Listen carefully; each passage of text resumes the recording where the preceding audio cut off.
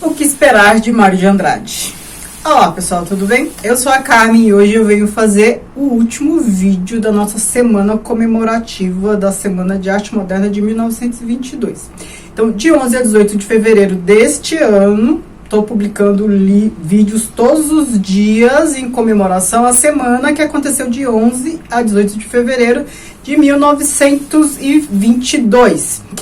E eu escolhi para encerrar esse ciclo de vídeos este tema, o que esperar de Mário de Andrade, porque eu acho que ele é uma figura, ele foi uma figura que merece ser assim honrada, né? O que ele fez, tudo que ele pensou, eu acho que até hoje a gente não conseguiu concretizar muitas das coisas que na década de 30, na década de 20, pensando em Semana de Arte Moderna e depois pensando em todas as ações políticas dele na década de 30, então o que ele pensou e começou a fazer na década de 30, nós até hoje não chegamos àquele ponto, né, em termos de cultura.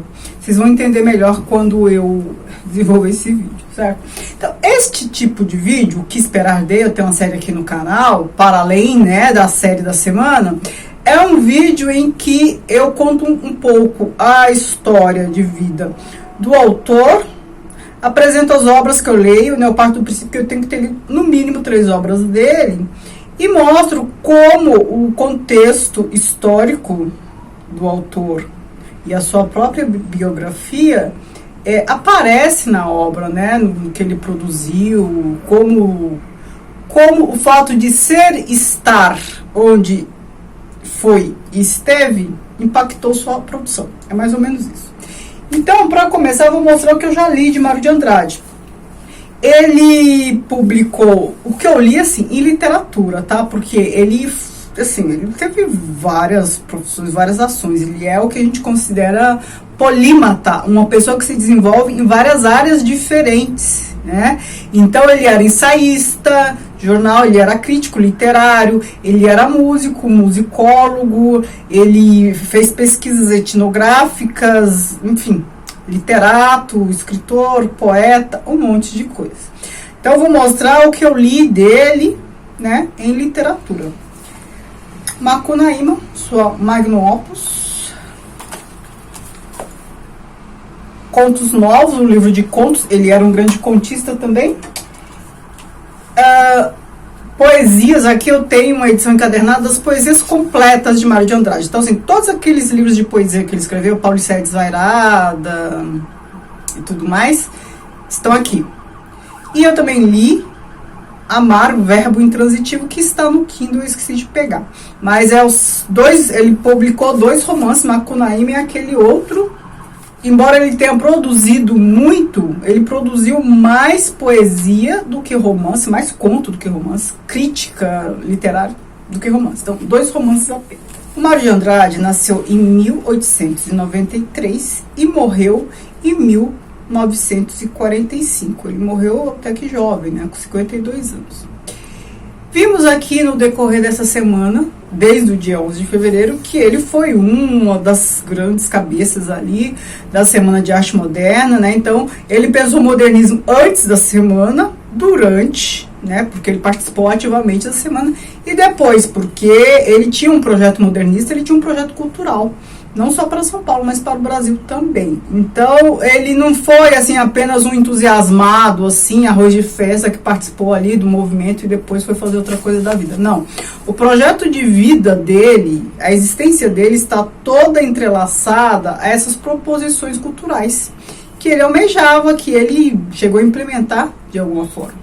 Ele nasceu na Rua Aurora, aqui em São Paulo. Quase toda a vida dele ele passou aqui em São Paulo, mais pro finzinho da vida que ele foi pro Rio de Janeiro lecionar, né? Acho que poucos anos antes de morrer, mas ficou lá uns 2 anos, depois voltou. Ele nasceu na Rua Aurora, depois a família dele se mudou ali para uma casa no Largo do Paissandu, sempre aqui no centro de São Paulo. Depois ele se mudou, mais pro fim da vida morreu lá na casa da Lopes Chaves. É uma casa que existe até hoje. Essa casa hoje, no bairro da Barra Funda, na Rua Lopes Chaves, é a Casa Museu Mário de Andrade. Lá acontecem muitas coisas interessantes e agora com a Semana de Arte Moderna deve estar uma programação muito boa, ainda não vi. Então, a vida dele quase toda ele passou em São Paulo. Ele tinha uma paixão por São Paulo, por isso que os livros dele, Paulicéia Desvairada, Lira Paulistana, ele está sempre falando de São Paulo, né? Sempre falando nos poemas. Tem um poema dele famoso, quando eu morrer eu quero que enterre minha cabeça num canto, o braço no outro, coração no outro, e ele vai falando Rua São João, Rua Aurora, aqui, lugares de São Paulo, né? A produção literária dele está bem voltada para São Paulo, mas não só, né? A gente tem aí o exemplo de Macunaíma, mas para a gente perceber como ele é ligado a essa questão da terra, do pertencimento, né? Então, primeiro São Paulo, depois o Brasil como um todo. Ele começou a estudar música bem cedo, estudou no conservatório aqui de São Paulo, que hoje faz parte, esse conservatório existe até hoje, faz parte ali do complexo do Teatro Municipal. Ele estudou música e tal, e aí quando o irmão dele morreu, adolescente, por um acidente, assim, acho que estava jogando bola, alguma coisa, ele ficou muito impactado. Aí a família dele se retirou um pouco para Araraquara, e depois quando ele voltou, ele estava com uma dificuldade de coordenação na mão, né? Ele estudava piano, era um grande pianista, deu aula de piano, inclusive, e aí ele estava com dificuldade e tal. E aí ele começou a fazer outras coisas, mas logo na adolescência, muito antes da Semana de Arte Moderna, ele já inventariava. Um dos princípios do Mário de Andrade, né, os princípios assim que o motivavam e faziam ele se envolver com as coisas, essa questão de inventariar a cultura, inventariar a manifestação cultural, principalmente popular, né, as manifestações populares. Embora a Semana de Arte Moderna tenha sido um movimento de elite, o interesse do Mário de Andrade era sempre pela cultura popular.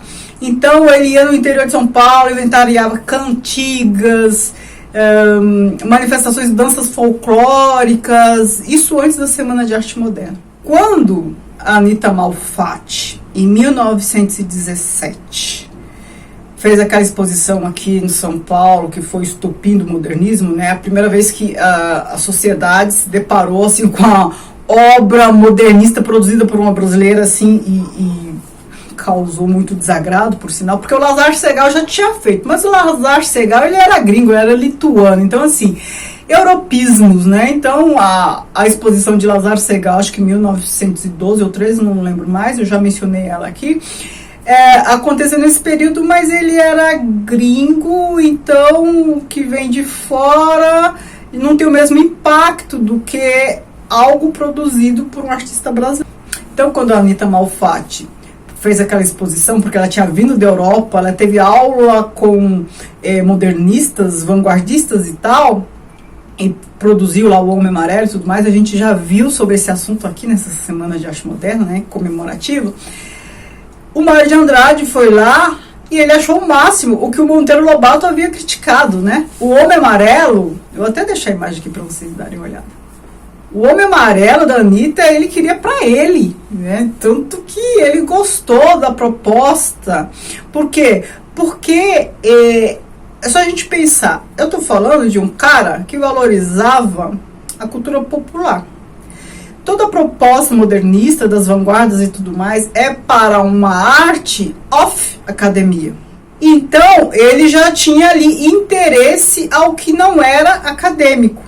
E foi também em 1917 que ele conheceu o Oswald, que também já tinha vindo da Europa com essas ideias, viu um monte de coisas lá, achou que a gente estava 50 anos atrasados em termos estéticos, quis implementar um monte de coisa e tal. Eles assim, eles foram unidos por um projeto, porque os dois, pensando em personalidade, eram extremamente diferentes, né? O Oswald totalmente efusivo, expansivo e tal, o Mário de Andrade mais centrado, mais disciplinado, mais rigoroso nos seus métodos, mais consistente nas suas proposições. Eu acho até que, por isso, que o Mário de Andrade acho que é até melhor, mais reconhecido do que o Oswald. Não que seja demérito da produção do Oswald, eu acho que tem mais a ver com personalidade. Eu até falei isso no vídeo que eu falei dos manifestos aí do Oswald, mas enfim, isso é só uma percepção minha. Então ele conheceu o Oswald, e aí eles com esse projeto, esse propósito em comum, né, de inovação estética, eles ficaram bem próximos, né, e eles romperam a amizade anos depois, em 1929, porque por conta de insinuações que o Oswald fez sobre a sexualidade do Mário. Não sei se chamou o Mário de homossexual, alguma coisa assim. A sexualidade do Mário é aquele tabu. Muitos diziam muita coisa, né? Falaram que ele era bissexual, falaram que ele era homossexual, não sei o que, não sei o que, não sei o que. E assim, isso pra gente não importa nem nada, né? Porque impacta em quê? Mas antes desse rompimento, eles chegaram a produzir muita coisa, né? Eu falei pra vocês no vídeo do grupo dos 5, os dois faziam parte desse grupo dos 5, né? Então, na década de 20, depois da Semana de Arte Moderna, o Mário de Andrade, Oswald de Andrade, Tarsila do Amaral, Anitta Malfatti, Minotti e Del Picchia, eles se juntavam, eles se encontravam toda terça-feira lá na casa do Mário de Andrade, na rua Lopes Chave, para discutir questões modernistas, né? Então, o Mário abria a casa dele para vários outros modernistas, né? O Guilherme de Almeida e tal, mas esse grupo dos 5 tinha este encontro marcado ali toda terça-feira, sei lá que hora da tarde, e para discutir as coisas. A gente viu também em outros vídeos dessa semana que a década de 20, depois, né, o que aconteceu depois da Semana de Arte Moderna, mas ainda assim na década de 20, ela foi muito profícua, né, para todos ali envolvidos, né, esses encontros todos deles rendeu bem. Então, a Tarsila pintou o Abapuru e deu pro Oswald, né, eles eram casados nessa época, aí o Oswald, por conta do Abapuru, fez um manifesto antropófago, e aí o Mário de Andrade, em 1928, essas 3 coisas aconteceram, o Abapuru, o manifesto antropófago e a publicação do Macunaíma. O Macunaíma, gente, já falando aqui da obra do Mário de Andrade, né, esse vídeo tá um pouco desorganizado, mas enfim,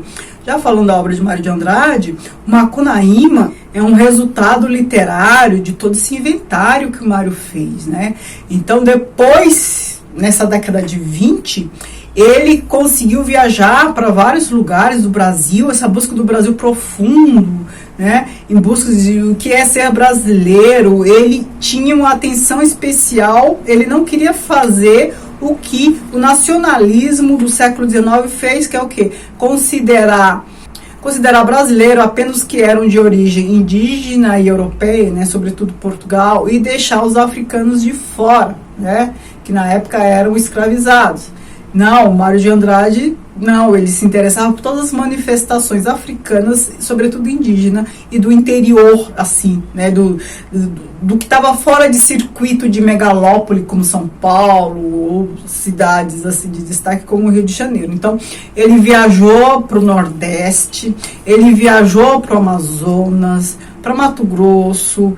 Quem lê o Macunaíma percebe que este livro só pode ser resultado de uma baita pesquisa pelo Brasil afora. Então, assim, ele fazia pesquisas folclóricas etnográficas, de colher dados mesmo, né? E outra coisa, que esse vídeo está desorganizado, me desculpem, mas era para eu ter falado antes, ele aprendeu francês sozinho, acho que ele aprendeu um pouco de alemão também.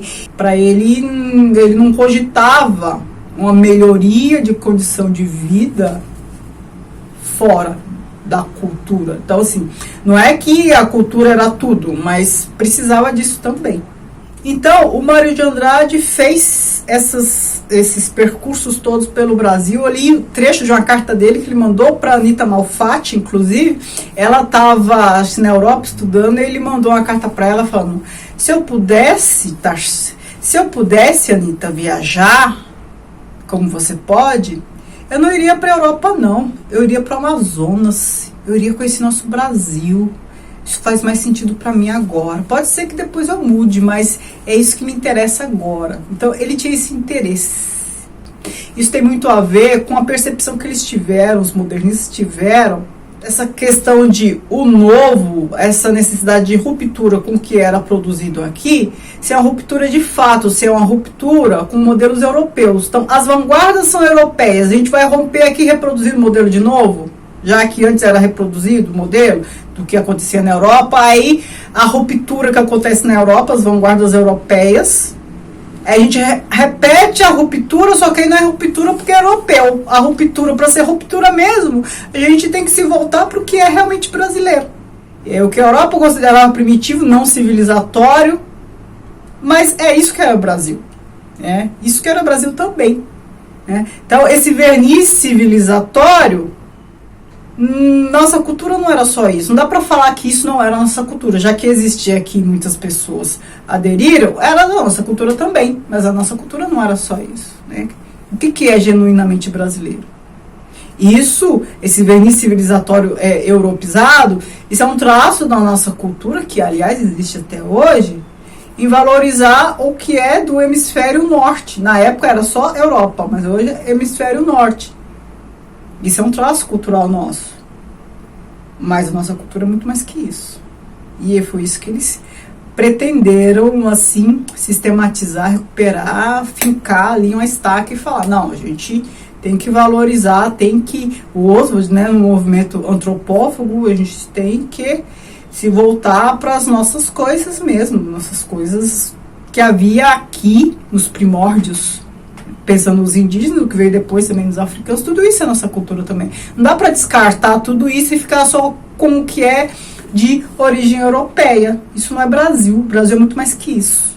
Em 1930, houve governo autoritário, ditador aí do Getúlio Vargas. O Mário de Andrade, nesse período, ele ficou um pouco abalado, mas ele ainda assim ficou produzindo as coisas dele. Depois, ainda nesse governo autoritário, mas num período mais favorável, em 1935, o Mário de Andrade, ele criou, junto com o Paulo Duarte, aqui em São Paulo, o Departamento de Cultura, um departamento que depois se tornou a Secretaria de Cultura, mas é um departamento voltado para as questões culturais, ligado à prefeitura. E aí que ele conseguiu fazer bastante coisa. Porque, assim, embora a gente tenha uma visão bem preconceituosa de políticos, e nossa visão preconceituosa ela não é em vão, não é por acaso, a gente tem que pensar que quando uma pessoa tem um cargo político, ela está ali no cargo de poder, que ela tenha condições de melhorar a vida de muita gente, de fazer as coisas, de propor para o público de modo geral.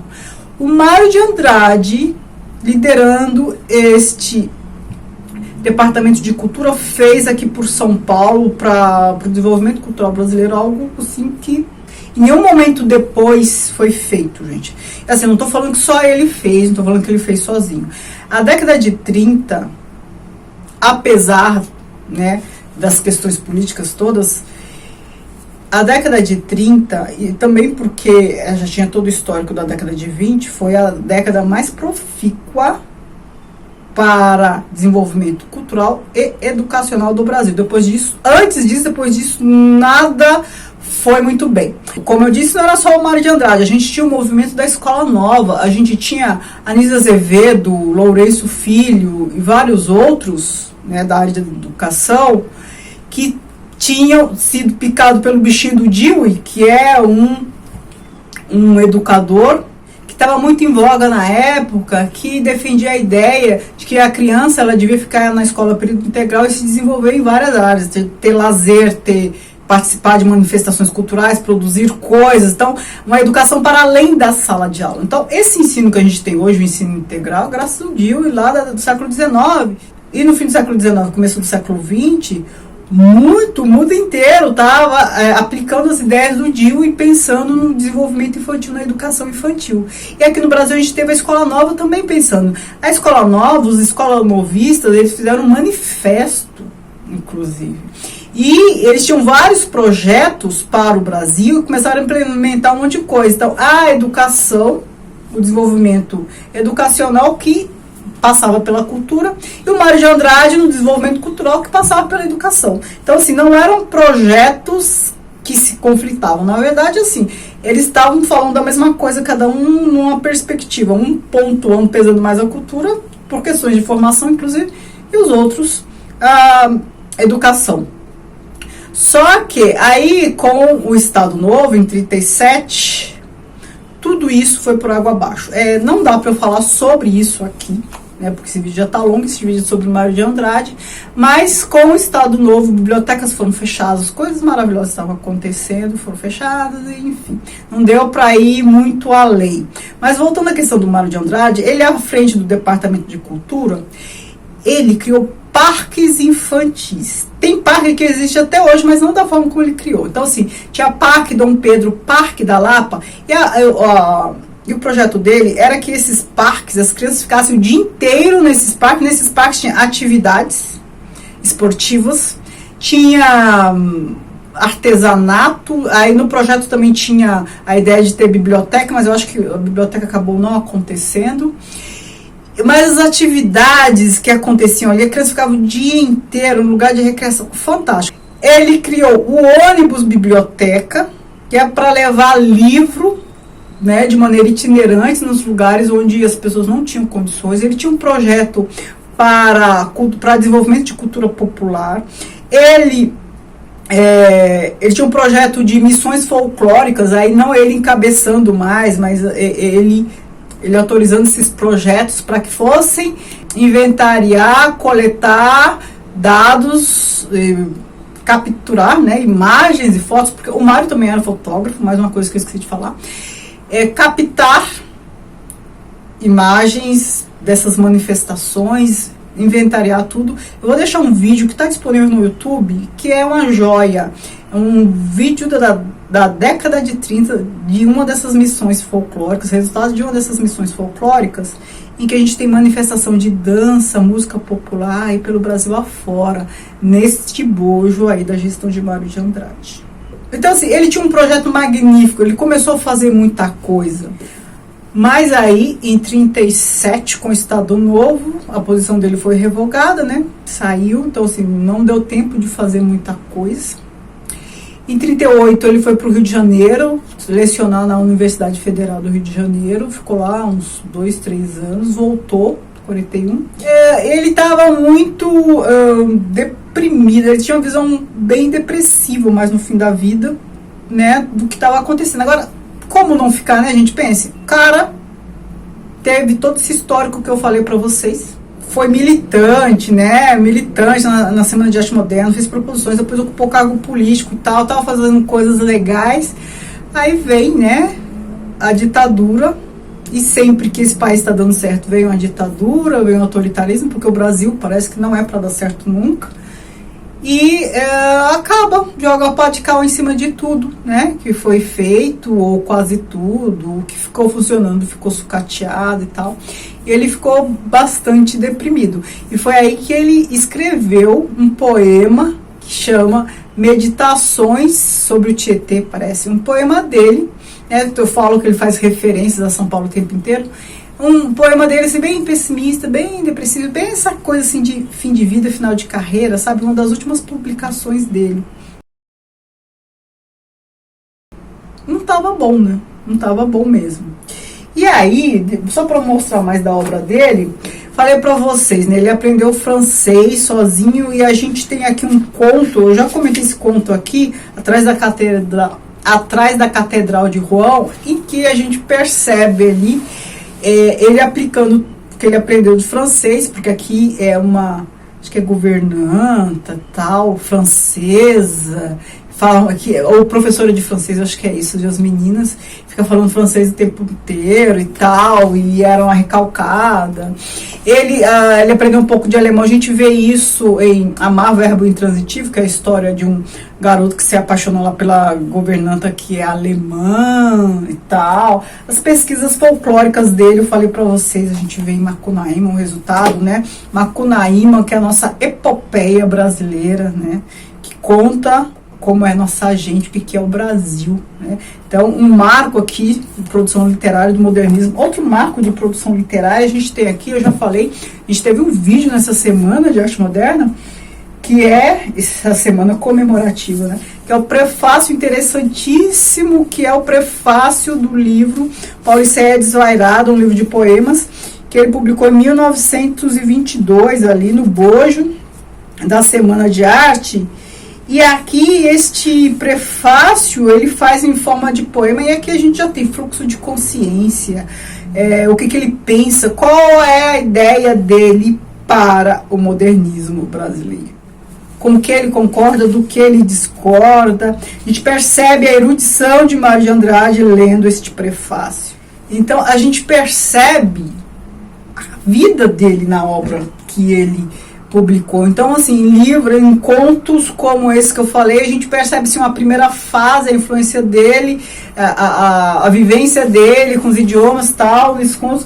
Aí depois, aqui, toda essa fase mais militante de São Paulo, a gente vê nas poesias do Brasil, toda essa questão, a gente vê aqui em Macunaíma, do que ele pensava para o Brasil, os projetos, o que tem que ser feito, cultura popular, cultura erudita, bom, de cultura popular, né, o que tem que ser inventariado, o que a gente tem que considerar, o que é a cultura brasileira de modo geral. Bom, eu não preciso nem falar mais que eu admiro bastante o Mário de Andrade. Ele é bem reconhecido, pelo menos em São Paulo, né, ele é bem reconhecido e ele merece até mais. Né. Aqui em São Paulo a gente tem a Biblioteca Mário de Andrade, que é a maior biblioteca pública aqui de São Paulo, que ela tem uma função até de preservação, que é uma biblioteca em homenagem a ele, porque à frente lá do Departamento de Cultura, ele também angariou bastante coisa, ele criou o maior acervo de discos, eu acho que considero do Hemisfério Sul, né, que acho que está aqui no Centro Cultural São Paulo, de tanto que ele inventariou coisas, né, principalmente na área de música, porque era a formação dele, né, mas enfim, questões culturais de modo geral. Então, assim, eu acho que qualquer elogio que a gente tecer em relação a ele, talvez ainda não seja o suficiente, porque ele era, no meu entender, um inteligente, pegando aí uma expressão, um conceito da Rússia do século XIX. O que eram os inteligentes? O que eram os inteligentes da Rússia do século XIX? Os intelectuais que iam lá para a rua panfletar, né, pregar, implementar lá o que eles queriam despertar a consciência do povo para a noção de desenvolvimento, noção de atraso e tal, para suas proposições. Então, assim, é um intelectual militante, que é mais ou menos o que o Sartre foi na França, em meados do século XX, o Camus também, sabe?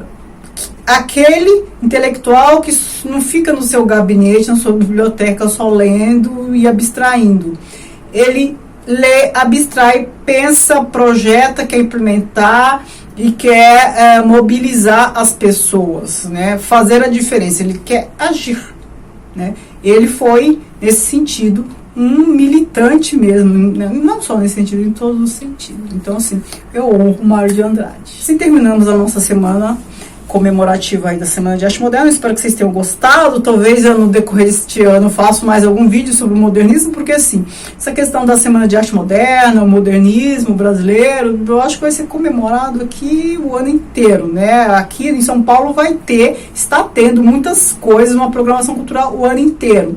Talvez aqui eu traga mais alguma coisa. Se vocês me sugerirem e eu estiver ao meu alcance, farei mais coisas. Muito obrigada, beijos e tchau, tchau.